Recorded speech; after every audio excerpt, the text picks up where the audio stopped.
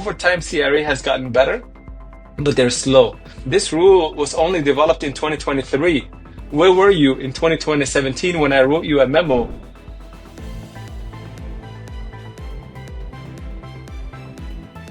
Hey everyone, Bobby here with Blockchain North, and we're doing things a little differently today. It's my first time on this side of the camera, and that's because our guest today specifically asked that I be the one to sit down with him. Mahad Mohammed is the CEO of Block3 and TaxPartners. He's helped founders, investors, and high net worth clients navigate the crypto space for nearly a decade now. He's got Big Four, CRA, and global experience, but more than anything, he understands what builders and businesses in this space are really dealing with. And yeah, today we're talking crypto and we're talking taxes. Mahad, welcome. Great to have you here. Thank you, Bobby. I'm so happy that I'll say that it's the first time that I got Bobby on camera. Thank you. Yeah. Thank you for having me. Yeah, and thanks for I mean it's always good to get out of your comfort zone a little bit. So hey, no, I'm excited and I'm excited for the conversation. So Yeah, yeah, same let's just here. get right into it. Let's just get right into it. Sounds So good. you've been working in the crypto space for almost a decade now. That's a very long time in this space, obviously. So I'm just curious, what originally pulled you in to the space? Did you have like an aha moment? And what was that moment for you? To be honest with you, Bobby, I've worked at the CRA level as an auditor. Done so many things as an accountant over the past 25 years, particularly in 2010 when I heard of Bitcoin and how CRA published the regulation and how they're going to tax Bitcoin. There was discussions whether they're going to do it as a interest, currency, barter transaction, property, and those definitions. I was reading and reading. There was nothing that was available on the internet then, so I became very interested. So the first time that I actually bought Bitcoin, I remember the date. It was April 1st, 2011. That was the first time that I bought it. And Wow. my ACB, my purchase price was a dollar 88 USD. Back when 2010, when I was looking at it, Wow. Bitcoin was only 36 cents. Right. So Yeah, I yeah. waited, I waited, I waited, I waited. I was very cautious. And then I got to it back on April 1st, 2011. And, there was so many things that evolved over time. And my aha moment was, we're talking about MSN, as Jeeves, Yahoo, generation of the internet. And I said, wow, this is going to be another moment of the internet. So that's what got me into cryptocurrency. Yeah, that is wild. So you're a real OG. I mean, I've been in it since about 2016, right around when the Ethereum ICO finished up is when I started. So yeah, not quite as much of an OG, but yeah, no, that's 20, and so 20 so 26, yes. 2016, you missed the Mount Gox. You missed so many I things. did. I did. I missed a lot. I missed a lot, but I have to say I read up very well and I learned the history and stuff. So yeah, I mean, I was on there on those Bitcoin talk forums that Satoshi himself kind of created, and I just remember when I first got into crypto, I just wanted to like learn everything about it. And you mentioned something as well, like that you were like looking stuff up and maybe there wasn't like resources available and etc. That was exactly my experience, but from like an investment perspective, because I was coming Right. off of like doing my CFA, and for me, I remember like googling.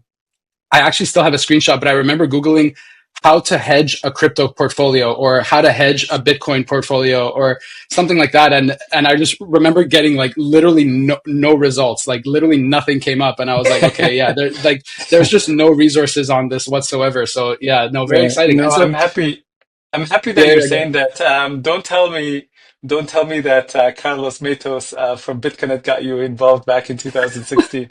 You know, he did. Yeah. to be He did not. Luckily, I was spared. Luckily, I was spared. But we still say here in this household sometimes randomly we'll just say BitConnect. Like we to be definitely like to be a honest it's to kind be of to be lore. honest with you, there was a lot of people that came into the space in 2016.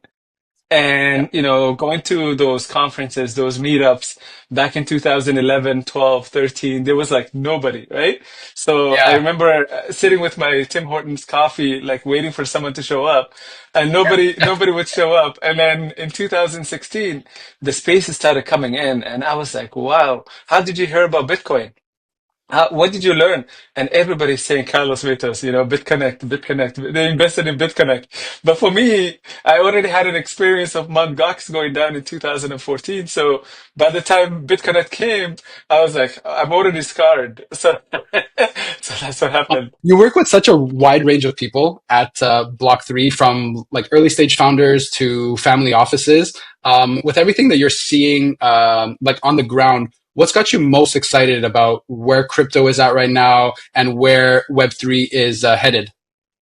Right. So just to off track a little bit, Bobby, Hmm. what got me deep into crypto was when I had to file my own tax return, right?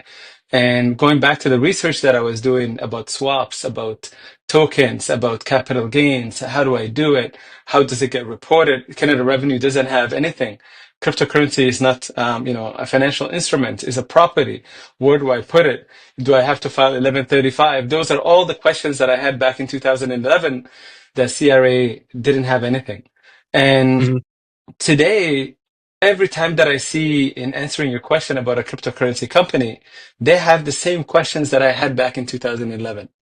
So now that everybody's talking about Web3, people are talking about decentralization, the user empowerment, user protection.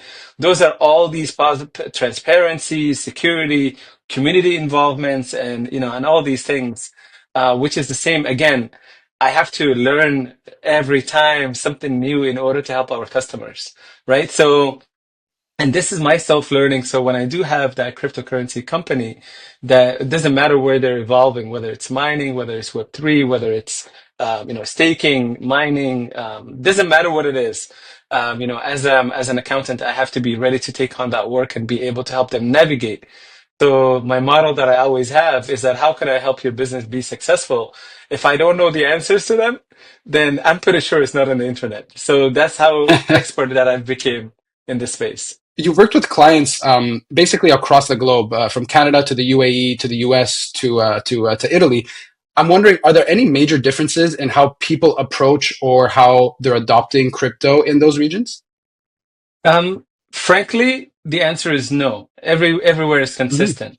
The one distinct difference is only El Salvador. So when I have a client from El Salvador, Bitcoin is a currency, right? So the language in which I have to communicate with them, depending on where they are, is different.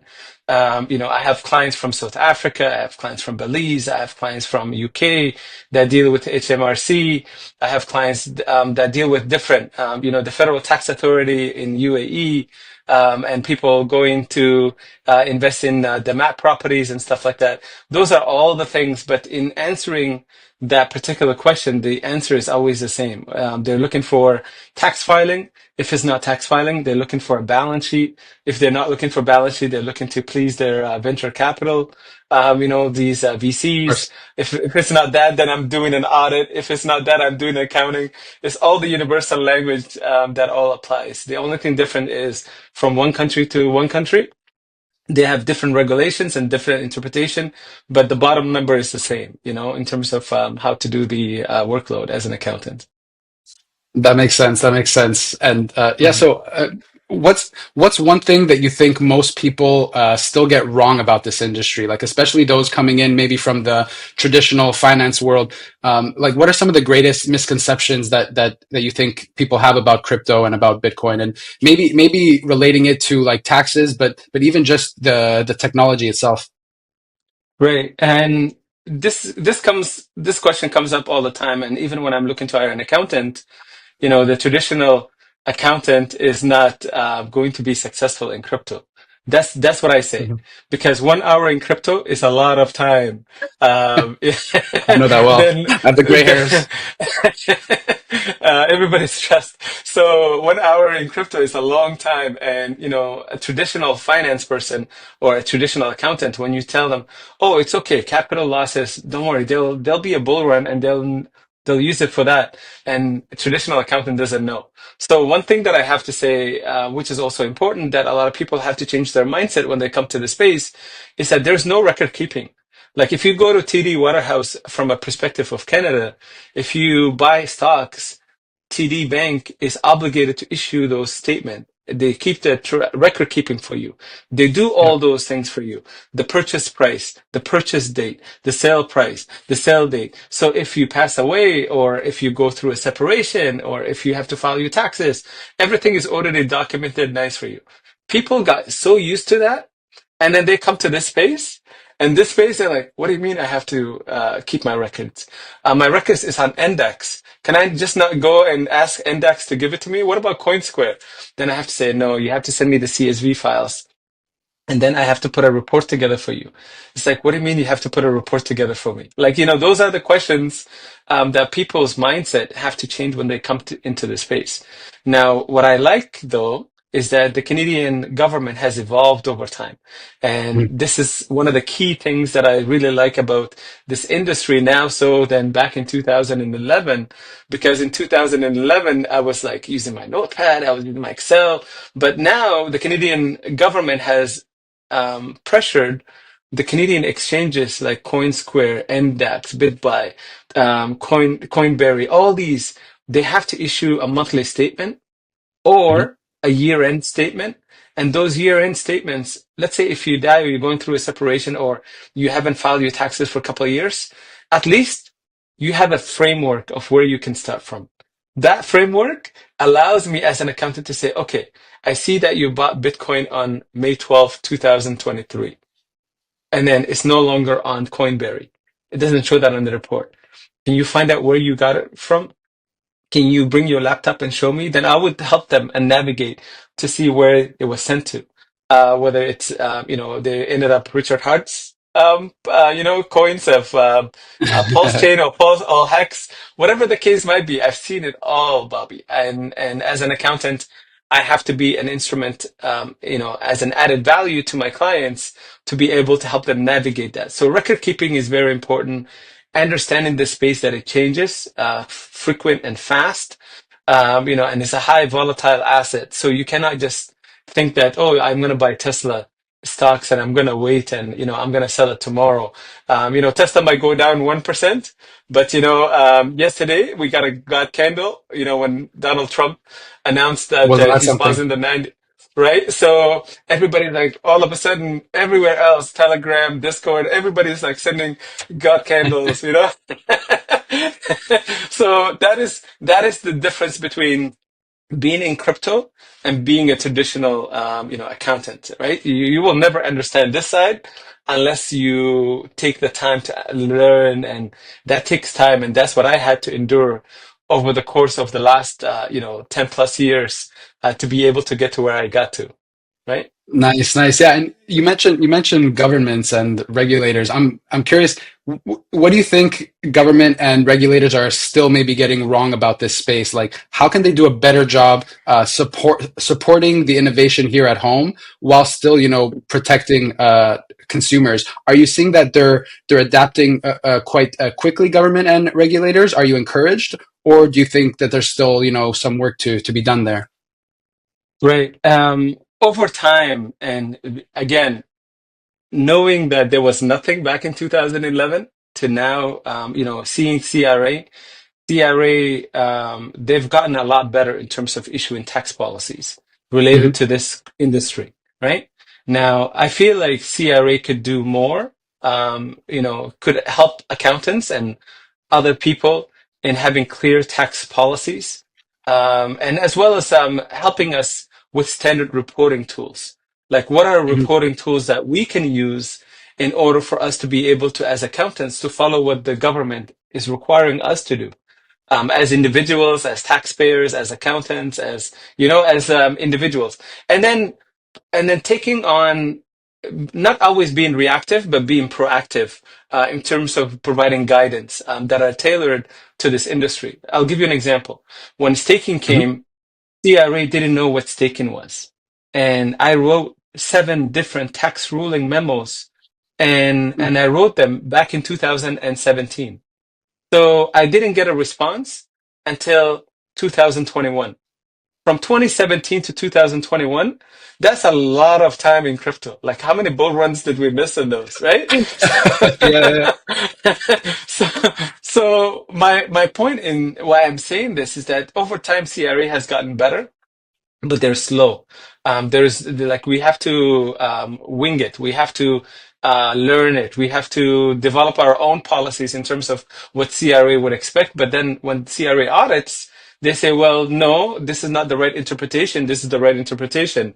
And why did you not do it? And then, as an accountant, I have to say, well, this rule was only developed in 2023.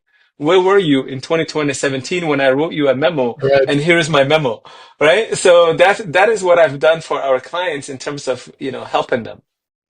So And I hope I was so, able to answer that question.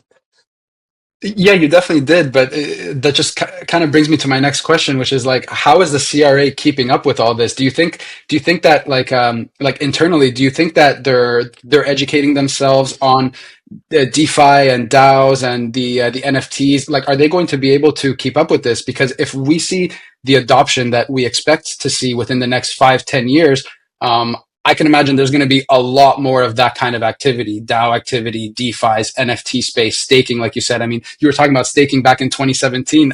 I didn't even know about staking back in 2017. So it's like the space just moves so fast. And I'm curious, do you think that the CRA will be able to keep up with all this, or will they always kind of be playing catch up until the industry maybe matures?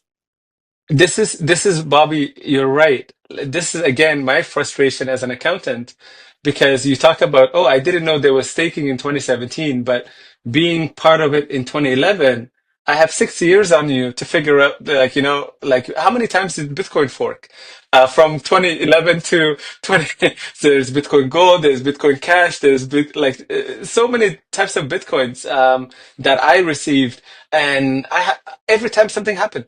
Oh my God! Like, what's a fork? How the CRA treat fork? How the CRA treat Of staking? course. How Yeah. does airdrops? Dogecoin, like it's a meme coin. Is it classified the same as Bitcoin? People are talking about Veritasium. Reggie Middleton, like going through this, like how does it work? So there's all these things, Bobby, that every time that I would find something new that I couldn't get answers, my job, my fiduciary duty as an accountant is to go to the CRA, the regulator, and clear and obtain a clear understanding of what it is in order to be able to write about it, talk about it, share it, educate. All these things I couldn't do, which kind of left me to say, "Oh my God, like, should I give up in this industry? Like, I can't help." But then I said to, but I'm not Please, no, a we like need I'm you. a We need very you, please. uh, I'm a very competitive person, so I kept going and going and going and going till I figured out everything. And then, and then out of nowhere, Bobby, I had to say, "Oh my God, this is like a property, and this exchange is outside of Canada. Oh my God, there's 1135 foreign assets. Let me write to Yeah. CRA." So while I was thinking about like one, two, three, something else comes up. And then all of a sudden I would have to write to the CRA, and then CRA has never been proactive. The government has never been proactive. It's always reactive, reactive, reactive. And because of that, I have been able to be in the forefront in, telling and educating even my own accountants. We have 34 of them. We take turns to write 2 articles every single day. Every single day, every single 24 hours, we take turns to write 2 articles about cryptocurrency. You're not going to find that anywhere in the world. Okay? When one company that publishes article every single day about cryptocurrency, you're not going to find that. Like I That's said, that's who the we've industry become. needs you. So I'm very glad that you stepped through it, that you stuck with it, and that you're still here with us. I'm curious. So like you said, that's a lot of help for the individual taxpayers to have these kinds of articles being published by credible sources like yourself. But still, like a lot of folks in this space, they still struggle to understand how crypto taxation works. I'm curious, and this might be very useful for the audience. What are some of the biggest mistakes that you're seeing crypto taxpayers making? In being precise, I would say record keeping is the number one issue, right? And Mhm. then that's the very, very issue that I have every single individual that comes to me in filing their taxes. Number two is going to an accountant who doesn't know anything about crypto. And then all of a sudden, you as the customer, you're very innocent, like you're innocent, right? So your Hmm. accountant would say, "Oh yeah, go get me a crypto report because I don't know what the hell crypto is." And then you go to Coinly and you go get a Coinly. And then after you get the Coinly report, your accountant is now copying and pasting without analyzing what the hell that you're doing. Like, and then later on when you get audited, your accountant is going to say, "Well, I never did this report. It was Coinly. Go contact Coinly." And that's what I get all the time. And now, Bobby, something very, very important that I just want to share. This is breaking Hmm. news. Okay. Where I thought that these crypto accountants knew what they were doing, the other crypto accountants, in Canada knew where I thought that they knew what they were doing. Now I'm getting their files and I'm having to do adjustments and I'm having to file a taxpayer relief for penalties and interest. So I'll give you one good example. Quebec. Okay. So you file a federal return, you file a provincial return with Revenue Quebec. Okay. Hmm. And you disclose your crypto assets, your holdings. You pay the taxes to Revenue Quebec. But then I always knew this. There was a separate crypto tax return that you have to file, which is like the T1135. It's an information schedule. The reason why it's an information schedule is because they want to know what assets of crypto do you have, okay? Hmm. And how long have you had? And if you don't file that form, they're charging $25 a day in penalties, okay, for not filing that form up to a maximum of 2,500 dollars per year. Okay. And then on top of that, if you miss one piece of information, let's say that you forgot, you left, let's say, what's, you lost Luna tokens. Okay. And Luna tokens, you got a replacement of those Luna tokens, but you claimed the capital losses. And then all of a sudden you got Luna X, and then Luna X that you didn't put it on that form. The Revenue Quebec is charging $100 per piece of information that you have missing. Okay, so Wow. now now these crypto accountants have done. Now they're saying to their clients, "Hey, I've done your federal return, I've done your provincial return, and now Revenue Quebec is auditing all these individuals that are cryptocurrency holders." And it's so funny that every regulator only audits when there's a bull run. Okay, it's crazy. They don't audit when it's a bear market. They only audit when it's a bull run. Now Revenue Quebec sent 69,000 letters over the span of the last 4 months, and guess where they're coming to those 69,000 letters? Block 3. I'm getting all these inquiries, like Revenue Quebec is now levying penalties and interest. And I'm like, oh my God, here we go again. Here we go again. Like when I thought that we got one thing pat, here's another thing that Revenue Quebec is now proactive. But thankfully, Block 3 clients have not gone through this issue. And I'm so grateful and I'm so happy. And this is where my investment of time comes into play today, because today I'm able to smile and say, man, I'm so happy that I took care of their cryptocurrency, their security tokens, their NFTs, their utility tokens, their DAO projects, their distributions, like everything. It's all there. And nobody is getting penalized for at Block 3, right? So that's one thing that I would have to say that individuals need to be careful of, which is reporting, making sure that they go to a good accountant that understands, interview them, making sure that they're up to date. And, other people say not a financial advice, but everything that I've ever written is a financial advice because I made sure that it was the truth and nothing but the truth. And you can copy and paste that information if you're defending yourself through an audit. Or if you're coming here, you can hold me accountable and say, Mahad, you did say this on your website. And I will explain myself and show you why my position is the same as the article, or why my position is different than what's on the article, right? So that is Yeah, of something course, that you because can things always hold change. me accountable for.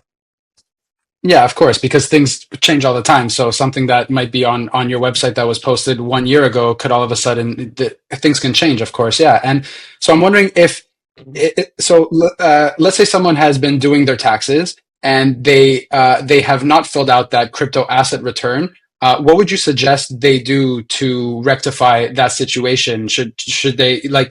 Do you think that Revenue Quebec will be really penalizing these people, or will they be open to having conversations and to resolving this with the individual taxpayers? So that's a great segue to what I wanted to further elaborate, Bobby, Hmm. because this form is not a tax, it's not a tax return where you calculate, a balance owing or, Hmm. capital losses. You already did that with your Revenue Quebec and with the CRA federal filings, right? Right. Now, this form is like the T1135. The T1135, you must file it if you have, which is a foreign asset. You must file it if you have more than $100,000 of holdings, right? Now, this Revenue Quebec crypto tax return, it's like the T1135. So there is a channel to ask for relief of penalties and interest, but with a condition that you did everything correctly on your actual tax return. So what they do is Right. they look at your tax return and then they look at this crypto tax return, the information return, and compare it to make sure that you're reporting all these assets. And they're going to look at it. Is it your first time? Is it your second time? Are you always filing your taxes on time? Are you delinquent filer? Have you had tax avoidance penalty before? Have you created tax evasion? Are you were caught in notice of reassessments in the past? So there are a variety of different factors. Each case is different. So if Bobby was coming to me, I will look at Bobby's situation over time and I would assess and say, hey, Bobby, we have a good chance of getting this $2,500 penalty waived, and this is what we're going to do. Are you okay with it? And I'm not going to promise you, but I'm going to put my best foot forward because that's what I've been doing all my life and the past 11 years, of running this business and being in crypto for the past 14, 15 years. Speaking of your clients, coming to you to refile or to reassess a past return, what are some of the common pain points that you're seeing with those clients? Like, have you noticed any kind of trends recently, maybe with like common pain points that people are making? And I mean, maybe it just always goes back to that clear tracking of records. But is there anything else, like a specific niche within crypto that's causing problems, or is there any other trends that you're seeing that people are kind of having trouble with filing returns or dealing with their crypto taxes? The one challenging thing or pain point that a lot of people have, Bobby, is putting everything on centralized exchanges, right? Or Mm. people participating in trusting someone to send them money through a bank wire. And then that becoming in UK or Nigeria or somewhere Timbuktu, and then all of a sudden it's a scam. And I've Mhm. seen multiple times, whether the person is a police officer or professional, they go and remortgage their house. Please, please don't remortgage your house and send everything to someone that you don't know, right?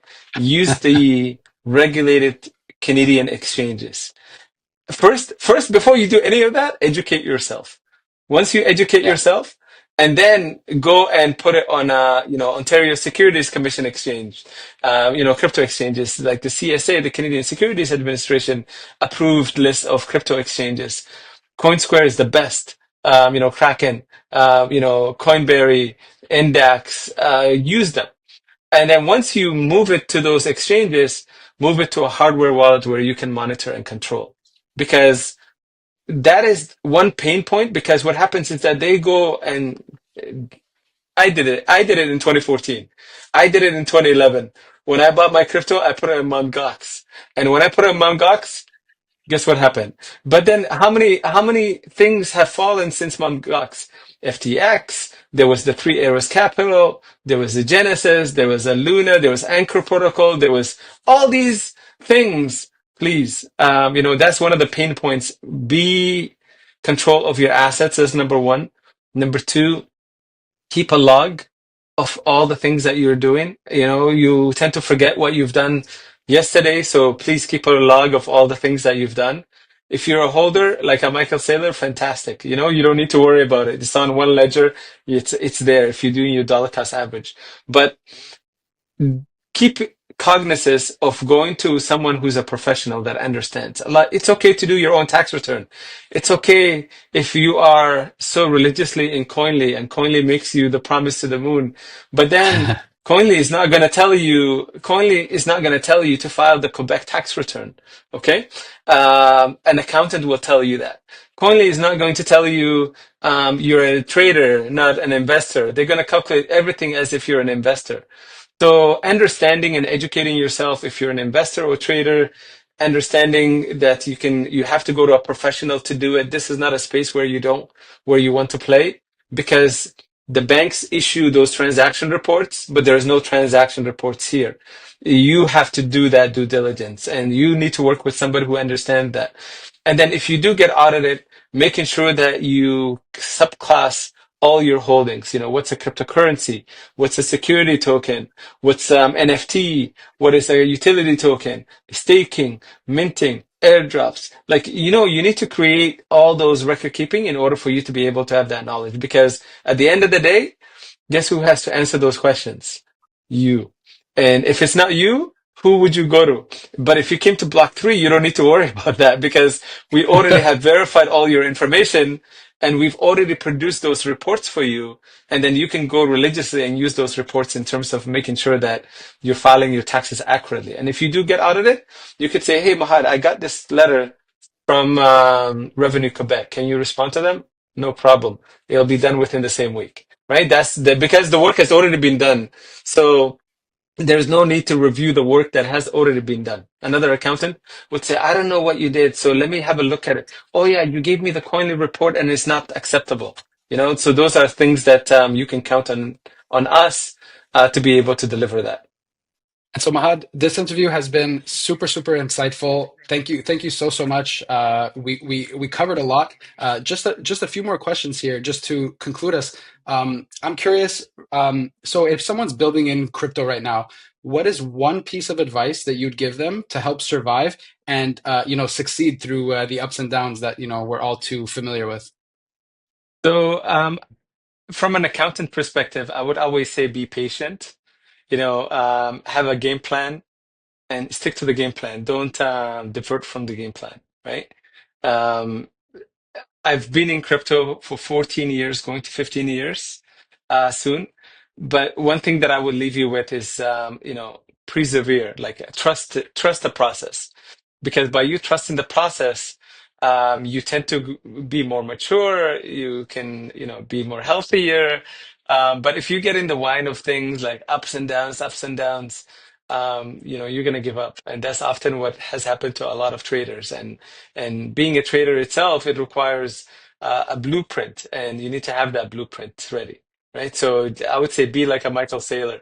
But if you're building a crypto company, you know, work closely with an accountant to monitor the balance sheet, monitor the expenses, make sure that you're doing everything in timeline, in time frames, in blocks, so that way that you're not jumping from A to Z to B to E. Like you're not going to 10 different people giving you 10 different advices. Stick to the initial stage of your book and then execute your blueprint, your white paper. And that's something that I've done time and time and time and time again. And every single time it has worked. Look at Polkadot. Look at Anchor Protocol. Look at Cosmos. Look at so many different projects. They've never had to change or develop from their white paper. But I'll give you a good project, which I really like, Matic. How many times did Matic change their name, right? And Matic used to be a really good coin, and then now it became pennies, worthless in some point. So I've seen this so many times. A company that is successful has a good leader, has a good blueprint, has a good white paper. Meanwhile, if you're not a good leader, then you get to in no time you'll be stressed or have a disability. Like you don't want to get into so that. when in doubt, zoom out, and I guess stay the Exactly. course. Right. That's very, very, very good advice. And so, okay, so last question, and this is a bit of a blockchain North classic for us. So I want you to pull out your crystal ball, and I'm going to ask you to make one bold prediction that you're willing to make about the future of crypto over the next, say, 3 to 5 years. What's your surest prediction for the next 3 to 5 years in crypto? I'm positive that Citadel Securities and BlackRock is going to have a Texas stock exchange. You know, and what it is going to include is that there's the New York Stock Exchange and the Texas Stock Hmm. Exchange, and they're going to use this as a real world assets. And I feel like the next thing that is going to boom in the crypto space, that people more people will use than NFTs, than gaming and Axes and all of these things, it'll be real world assets. And that is going to be the next thing because I was always questioning if a truck is going from Toronto to New York, how many trucks are half empty? And what if somebody wants to send a barrel on that truck to go to New York in Brooklyn on the same day? So how do we find out how many trucks are full and how many trucks are empty? And that is something that real world assets are going to do. So I feel like, with artificial intelligence and real world assets, they're going to come together in order to form a way that, individuals, human beings can develop and utilize blockchain transparency, security, to be able to see like, where things are. Like right now, I can track my Bitcoin from all the places that it has traveled to. Why can we track a Canada Post, officer that delivers the mail, all the Right. routes that they take every single day, right? So it ends up being the same thing. Every day I pay a bill, but if I want to, why does my TELUS tells me that I can only see the last 18 months of my bill? Why can I not see all my bills? Like that is the history, and this is where, the next 3 to 5 years where blockchain is going to head. And we're going to have a lot of transparency. We're going to have a lot of, innovative. And David Sachs, who's one of my favorite. I hope that we get someone similar in Canada. And I'm rooting for you, Bobby. I hope you get there so that way that we can have those artificial intelligence and the real world assets into perspective. Well, thank you so much for the confidence. Thank you for the interview. You heard it here first. He's very bullish on real world assets and a Texas stock exchange. That's something that was not even on my radar, but very, very interesting. Mahad, thank you so much. This was incredibly insightful. I think that a lot of our viewers will be able to walk away from this interview with a much clearer view of things, of like what's going on with crypto taxes. So thank you so much. Thank you, thank you, thank you. If you want to get in touch with Mahad or learn more about what Block3 offers, check out block3finance.com. We're going to have the link in the description. And as always, if you like this episode, make sure to like, comment, subscribe for more interviews and education from Canada's crypto leaders. Thanks so much for tuning in, and we'll see you next time. Thank you, Mahad.